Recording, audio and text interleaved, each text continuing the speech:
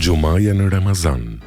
O agjerues, ti tani gjendesh në muajin e Ramazanit, e për këtë i falenderues ndaj Allahut të madhëruar.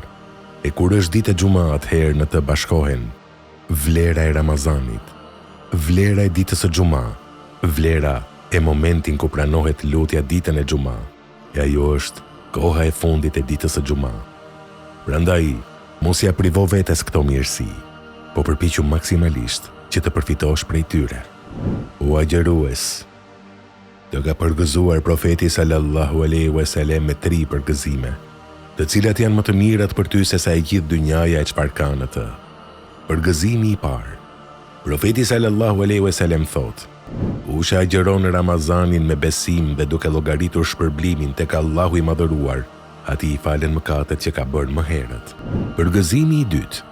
Profeti sallallahu alaihi wasallam thotë: "Kush falet në Ramazan me besim dhe duke llogaritur shpërblimin tek Allahu i madhëruar, ati i falen mëkatet që ka bërë më herët."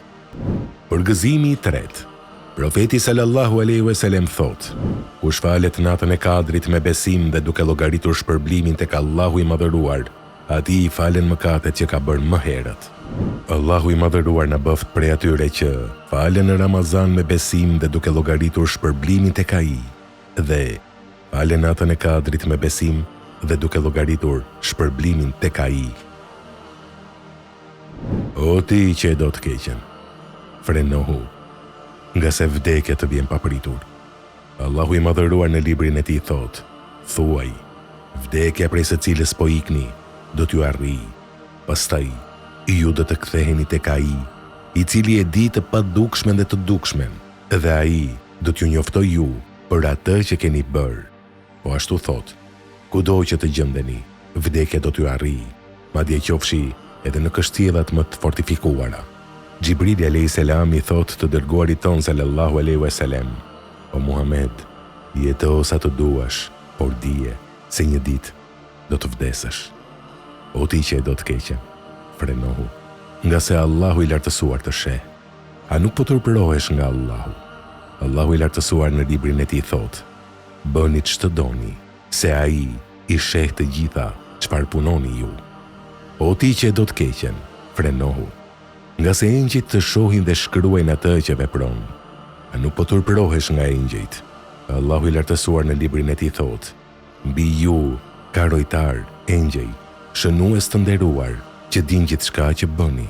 Dhe thot: "Dy engjëj i rrin atij nga e djathta dhe e majta, dhe për çdo fjalë që ai thot, ka pranë vetes një mbikëqyrës të gatshëm për ta shënuar atë." O ti që e do të keqen, frenohu, nga se ti ke për t'u pikëlluar në momentet e vdekjes, por se pendimi nuk të bën dobi.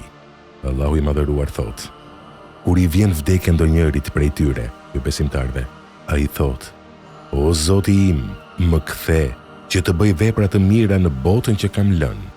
Kurse si, me të vërtet, kjo është një fjalë të cilën ai kote thot.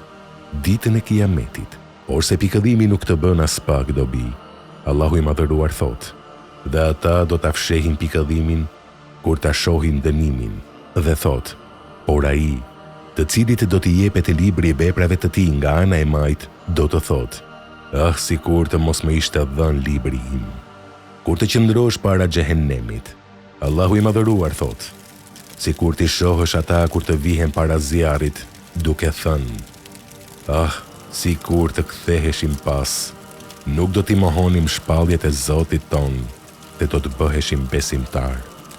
Kur të hysh në zjarrin e xhehenemit, Allahu i lartë madhëruar thot: "Ata do të thonë: O Zoti ynë, neve na mposhti e keqja jonë, edhe ishim një popull i humbur. O Zoti ynë, nxirrna prej xhehenemit, e nëse kthehemi prap tek e keqja, atëherë jemi keqbërës të vërtet. O Zoti ynë, pam dhe dëgjuam, andaj kthena në atë botë që të bëjmë vepra të mira. Ne tashmë besojmë me bindje. Atje ata do të therrasin. O Zoti ynë, nxirrna se do të bëjmë vepra të mira, jo nga ato që kemi bërë." Atyre do të thuhet: "Vallë, a nuk ju zgjatën jetën aq sa të mund të mendohej ai që donte të kujtonte Allahun? Madje juve ju erdhi dhe paralajmëruesi, andaj shijoni dënimin, për keqbërësit nuk ka kur farë ndihmësi." O ti që do të keqen, Prenohu dhe pendohu tek Allahu i Madhëruar se me të vërtet ai e pranon pendimin nga robërit e tij. Allahu i Madhëruar thot: ai e pranon pendimin e robërve të vet. I fal gjunahet dhe i di të gjitha çfarë punoni ju. O ti që e do të keqen, prenohu dhe pendohu tek Allahu i Madhëruar se me të vërtet ai i fal të gjitha mëkatet. Allahu i Madhëruar thot: thuaj, o robërit e mi, që i keni bërë keq vetes me gjunahe, mos e humni shpresën në mëshirën e Allahut. Allahu, me siguri, i fal të gjitha gjunahet. Vërtet, ai është falësi i madh dhe mëshirë ploti.